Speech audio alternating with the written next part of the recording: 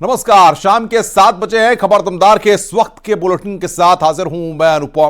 प्रदेश की हर छोटी बड़ी खबरों को लेकर के सबसे पहले बड़ी खबर, समाजवादी पार्टी ने लोकसभा चुनाव के लिए अपने प्रत्याशियों की पहली लिस्ट जारी कर दी है। पार्टी ने इस लिस्ट में 16 उम्मीदवारों के नाम की ऐलान किया है। समाजवादी पार्टी ने अखिलेश यादव की पत्नी डिंपल यादव को मैनपुरी से चुनावी मैदान में उतारा है। इसके अलावा पार्टी ने संभल से शफीकुर रहमान बर्क को टिकट दिया है। समाजवादी पार्टी ने संभल से शफीकुर रहमान बर्क को, फिरोजाबाद से अक्षय यादव को, मैनपुरी से डिंपल यादव को, एटा से देवेश शाक्य को, बदायूं से धर्मेंद्र यादव को, खीरी से उत्कर्ष वर्मा को, देरोला से आनंद भदौरिया को, उन्नाव से अन्नू टंडन को, लखनऊ से रविदास मेहरोत्रा को, फर्रुखाबाद से डॉक्टर नवल किशोर शाक्य को, अकबरपुर से राजाराम पाल को, बांदा से शिवशंकर सिंह पटेल को, फैजाबाद से अवधेश प्रसाद को, अंबेडकर नगर से लालजी वर्मा को, बस्ती से राम प्रसाद चौधरी को, गोरखपुर से काजल निषाद को टिकट दिया गया है। तो समाजवादी पार्टी ने जारी की है 16 प्रत्याशियों की लिस्ट। यह बड़ी खबर इस वक्त हम आपको बता रहे हैं। 2024 के सियासी दंगल में यहां पर फर्रुखाबाद सीट पर समाजवादी पार्टी ने प्रत्याशी उतारा है और बाकायदा वो लिस्ट हम आपकी स्क्रीन पर आपको दिखा रहे हैं। सलमान खुर्शीद की सीट थी फर्रुखाबाद, वहां से भी समाजवादी पार्टी ने अपना प्रत्याशी मैदान में उतारा है।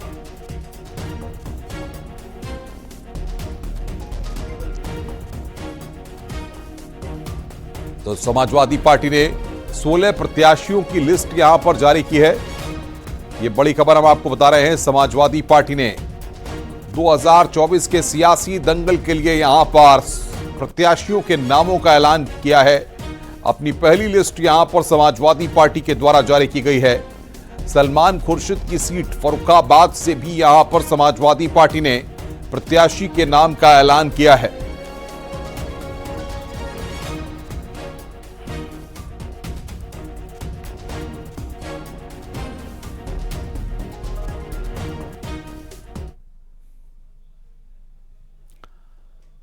एसपी ने लोकसभा चुनाव के लिए अपने प्रत्याशियों की लिस्ट जारी कर दी है। पार्टी ने इस लिस्ट में 16 उम्मीदवारों के नाम की घोषणा की है। एसपी ने लखनऊ और फर्रुखाबाद सीट पर भी उम्मीदवार उतार दिए हैं, जबकि पिछली बार लखनऊ से प्रमोद कृष्णम और फर्रुखाबाद से सलमान खुर्शीद ने चुनाव लड़ा था। ऐसे में अब देखना होगा कि कांग्रेस के पास क्या विकल्प है।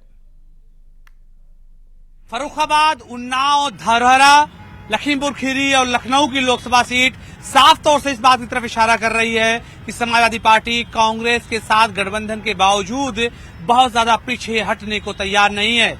समाजवादी पार्टी इस बात को बताना और जिताना चाह रही है कि उत्तर प्रदेश में लोकसभा की सीटों में उसी की ही चलने वाली है।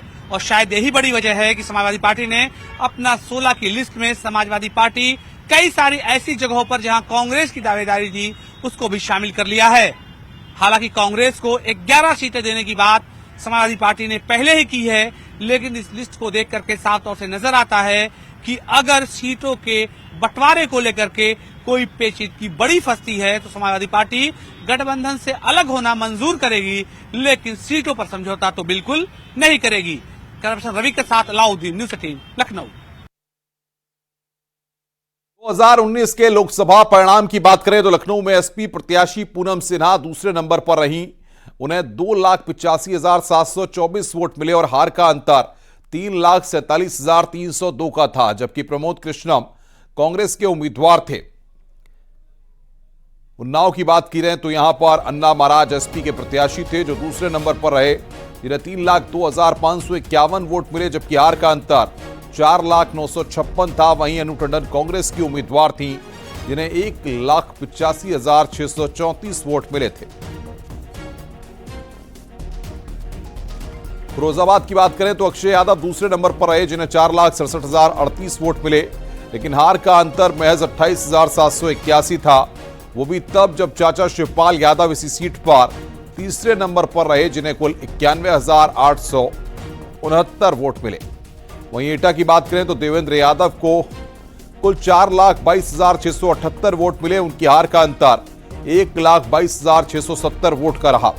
बदायूं में धर्मेंद्र यादव दूसरे नंबर पर रहे जिन्हें 4,92,898 वोट मिले, जिनकी हार का अंतर महज 18,454 वोट रहा।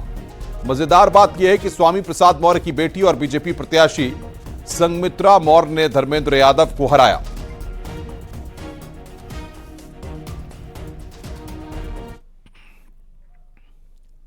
ओम प्रकाश राजभर ने अखिलेश यादव पर करारा पलटवार किया है। उन्होंने कहा कि अखिलेश पहले सीएम थे, बाद में सांसद बने, सांसद से विधायक बने, अब उनसे पूछिएगा कि वो क्या बनना चाहते हैं।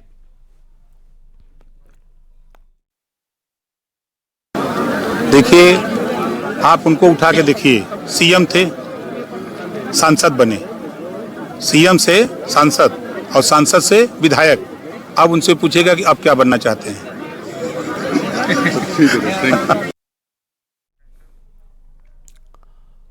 आगे बढ़ते हैं। उत्तर प्रदेश की झांकी को मिला सेकंड पुरस्कार। दिल्ली में रिपब्लिक डे की परेड में उत्तर प्रदेश की झांकी को दूसरा स्थान मिला है। विकसित भारत समृद्ध विरासत थीम पर सजाई गई थी उत्तर प्रदेश की झांकी। लगातार 5वें साल उत्तर प्रदेश को मिला सम्मान। झांकी में दिखाई दी थी उत्तर प्रदेश की बदलती तस्वीर की झलक।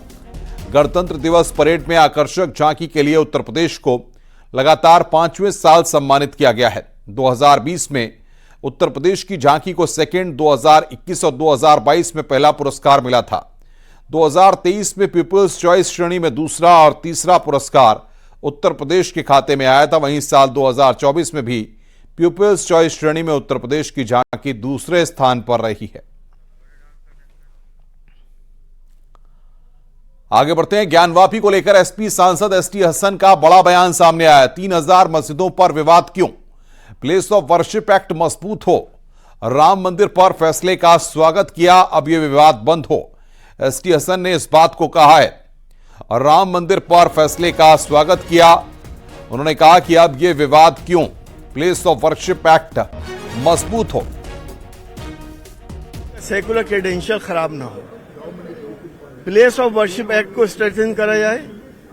आज एक मसला खत्म हो गया, ठीक है, एक फैसला हो गया दो कम्युनिटीज के बीच में। दूसरी मस्जिद, तीसरी मस्जिद, इस तरह से 3000 मस्जिदें। देश का क्या होगा अगर सारी मस्जिदों को शहीद कर दिया जाएगा और उस पे मंदिर बनाए जाएंगे?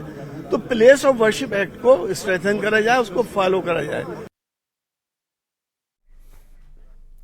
वाराणसी से खबर है। ज्ञानवापी व्यास जी केस का मामला तहखाना मामले में कल आएगा फैसला। पूजा पाठ के अधिकार मामले में कल फैसला आएगा। वादी ने कोर्ट से पूजा पाठ के लिए मांगी है अनुमति। कल दोपहर 2:30 बजे जिला कोर्ट में सुनवाई होगी। बड़ी खबर यहां पर हम बता रहे हैं, कल दोपहर 2:30 बजे जिला कोर्ट में फैसला आएगा। ज्ञानवापी मस्जिद लिखा साइन बोर्ड ने तूल पकड़ लिया। हिंदू संगठन ने मुख्यमंत्री को पत्र लिखकर बोर्ड हटाए जाने की मांग की है। दरअसल गोदौलिया चौक पर प्रदेश पर्यटन विभाग द्वारा ज्ञानवापी मस्जिद का बोर्ड लगाया गया है। इसको लेकर हिंदू संगठनों ने ऐतराज जताया है। हिंदू संगठनों का कहना है कि बोर्ड से श्रद्धालुओं में भ्रम की स्थिति बनी हुई है।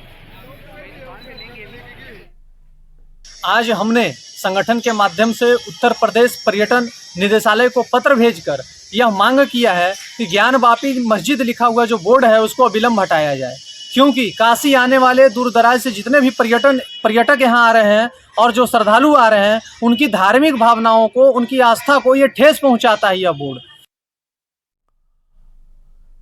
आगे बढ़ते हैं। प्रयागराज से बड़ी खबर है। शाही ईदगाह जन्मभूमि केस में सुनवाई आज। कटरा केशव देश केस की सुनवाई। सभी पक्षों को आपत्ति दाखिल करने का समय मिला है। 22 फरवरी को होगी मामले की अगली सुनवाई। इलाहाबाद हाई कोर्ट में विचाराधीन 18 याचिकाओं पर सुनवाई चल रही है। कोर्ट ने पिछली सुनवाई पर 15 केसों को कंसोलिडेट कर सुनवाई की अर्जी मंजूर कर ली है। हाई कोर्ट ने विचाराधीन 18 सिविल वादों में से 15 वादों को भगवान श्री कृष्ण विराजमान कटरा केशव देव मूल वाद में मर्ज कर दिया गया है। के एप्लीकेशंस के अलावा भी बहुत सारे एप्लीकेशंस पड़े हैं। हम लोग केवल सर्वे के एप्लीकेशन पे ना अटके रहे हैं। तो जज साहब ने उनमें से एक मांग मान ली है, जो रूल 7-11 का जो था, उस पर जितने भी केस में एप्लीकेशंस लगे थे उनकी सुनवाई के लिए नेक्स्ट डेट उन्होंने फिक्स कर दी है। नेक्स्ट डेट का अभी पता चल जाएगा, शायद 18 फरवरी की है। और जहाँ तक है कि हम लोगों ने और भी मांग कर रखी हैं, जैसे शाही ईदगाह को सील करने के लिए, क्योंकि हमारे जो दस्तावेज वगैरह हैं उनको वहाँ से हमारे साक्ष्य हैं जो उनको मिटाने दिए जाएँ।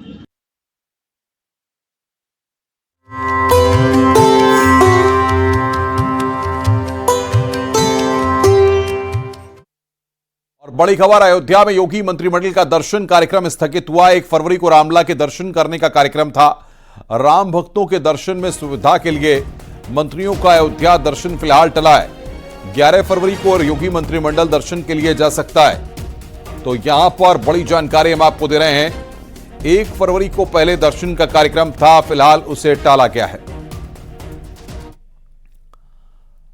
राम मंदिर में वीआईपी और वीवीआईपी दर्शनार्थियों के आने और जाने के लिए 3 अलग अलग द्वार तय करने का सीएम योगी ने निर्देश दिया है। जन्मभूमि पथ पर आम श्रद्धालुओं की आवाजाही में सुविधा को लेकर सीएम योगी के निर्देश दिए हैं। सीएम योगी लगातार जन्मभूमि की व्यवस्था की मॉनिटरिंग कर रहे हैं। सोमवार को सीएम अयोध्या के दौरे पर भी थे। इस दौरान सीएम योगी ने निर्देश दिया। सीएम योगी का मुख्य फोकस देश भर से आ रहे आम राम भक्तों को सुगम दर्शन कराने पर है। ग्रेटर नोएडा में फिल्म सिटी से जुड़ी बड़ी खबर आ रही है। बोनी कपूर और भूटानी ग्रुप बनाएंगे फिल्म सिटी। सबसे ऊंची बोली लगाकर पाई फिल्म सिटी परियोजना। यमुना क्षेत्र में बसाएंगे इंटरनेशनल फिल्म सिटी। सीएम योगी का ड्रीम प्रोजेक्ट है फिल्म सिटी। ये बड़ी खबर यहां पर हम बता रहे हैं आपको। बोनी कपूर भूटानी ग्रुप बनाएंगे फिल्म सिटी, ये इस वक्त की बड़ी खबर। खबर झांसी से, जहां पर एनजीटी के आदेश के बाद झांसी विकास प्राधिकरण ने ग्रीन बेल्ट में बने 9000 घरों को तोड़ने का नोटिस भवन स्वामियों को जारी किया है, जिसके विरोध में हजारों लोग पिछले 20 दिन से लगातार प्रदर्शन कर रहे हैं। आज लोगों ने झांसी विकास प्राधिकरण का घेराव करते हुए दिए गए नोटिसों को रद्द करने की मांग की है। हाथ में कैंडल लेकर महिलाओं ने मकानों को नहीं तोड़ने की गुहार झांसी विकास प्राधिकरण के अफसरों से लगाई है। नोटिस जारी होने के बाद 2 लोगों की हार्ट अटैक से मौत हो चुकी है। नोएडा में ट्रैफिक जाम बड़ा नासूर बन चुका है, जिसको लेकर ऑफिस समय में लोगों की भारी परेशानी का सामना करना पड़ रहा है। सुबह और शाम रोजाना हजारों लोग जाम से हलकान नजर आ रहे हैं। नोएडा के सेक्टर 104 हाजीपुर के पास जाम का जाम देखने को मिल रहा है। ज्यादा जानकारी दे रहे हैं हमारे संवाददाता हिमांशु शुक्ला। यूपी के खूबसूरत शहर नोएडा, और नोएडा में किसी दाग से कम नहीं है यहाँ की ट्रैफिक व्यवस्था। ग्राउंड जीरो पर जगह जगह आपको जाम लगा दिख जाएगा। और इस समय हम नोएडा के सेक्टर 104 हाजीपुर के पास मौजूद हैं और आपको तस्वीरें दिखाना चाहेंगे इस चौराहे की, जहां पर आप देख पाएंगे ये 4 लेन रोड है और 1 लेन पर तो पूरी तरीके से पार्किंग की व्यवस्था की गई है, जो 1 लेन पूरी तरीके कवर कर देता है। और उसके बाद जो दूसरी लेन बचती है वहां पर जो वाहन चालक है वो आकर गाड़ियां रोकते हैं। और इस तरीके से आप देखेंगे कि कैसे 4 लेन गाड़ी जो है 4 लेन पर जो गाड़ियां चल रही हैं वो 2 लेन में कन्वर्ट हो जाती है। लिहाजा यहां पर जाम जैसी स्थिति रहती है। और ये सिर्फ स्थिति यहां की नहीं है, मेरे ठीक पीछे आपको इधर की भी स्थिति दिखाएंगे कि इधर भी देखिए कमोवेश यही स्थिति है। एक नंबर से गाड़ियां लगी, सैकड़ों की संख्या में गाड़ियां लगती हैं हर शाम यहां। जौनपुर में एक निर्माणाधीन मकान की शटरिंग टूट गई, जिससे छत के मलबे में 4 लोग दबकर घायल हो गए। सभी घायलों का स्थानीय लोगों की मदद से रेस्क्यू किया गया। इसके बाद मजदूरों को हॉस्पिटल में भर्ती कराया गया, जहां इलाज के दौरान एक मजदूर ने दम तोड़ दिया। मामला गौरा बादशाहपुर इलाके के सखेला गांव का है। हम बस फोटो चाहला वीडियो तुम्हाला मसले इले।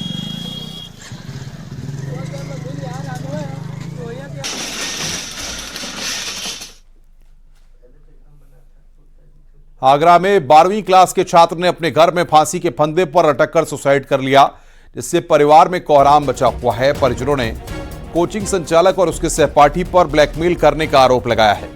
मामला शमशाबाद इलाके के गोपालपुर का है। परिजनों के आरोप पर पुलिस मामले की जांच पड़ताल में जुट गई है।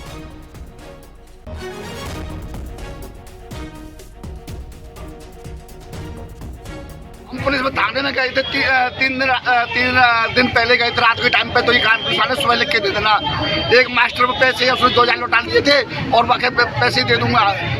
आज ही मैसेज आया इसका कुछ ₹6 के 6500 रुपए थे। खबर आगरा से है। बीएमएस की छात्रा ने एक ट्रैफिक सब इंस्पेक्टर पर गंभीर आरोप लगाए हैं। आरोप है कि ट्रैफिक सब इंस्पेक्टर ने दोस्ती कर छात्रा को प्रेमजाल में फंसाया, खुद को अविवाहित बताकर शादी का वादा किया, साथ ही शारीरिक शोषण का आरोप भी छात्रा ने लगाया है। मामले में थाना सिकंदरा में रेप और धोखाधड़ी का मुकदमा दर्ज हुआ है। आरोपी टीएसआई सुरेंद्र सिंह अलीगढ़ के रहने वाले हैं और पहले से शादीशुदा हैं। 8 महीने पहले उनकी मुलाकात छात्रा से हुई। टीएसआई 21 दिन से ड्यूटी से गैर हाजिर चल रहा है। आगरा में पोस्टेड एक टीएसआई द्वारा पिछले 6 माह में उनका शोषण किया गया, उनके साथ मारपीट की गई व गाली गलौज की गई। उपयुक्त तहरीर का संज्ञान लेते हुए थाना सिकंदरा ने सुसंगत धाराओं में मुकदमा पंजीकृत किया है और उसकी विवेचना की जा रही है। बागपत के खेकड़ा थाना क्षेत्र में राजमिस्त्री की हत्या हुई है। बताया जा रहा है कि राजमिस्त्री को घर से बुलाकर धारदार हथियार से वार कर हत्या की गई। राजमिस्त्री का शव गांव के बाहर गन्ने के खेत में पड़ा हुआ मिला है।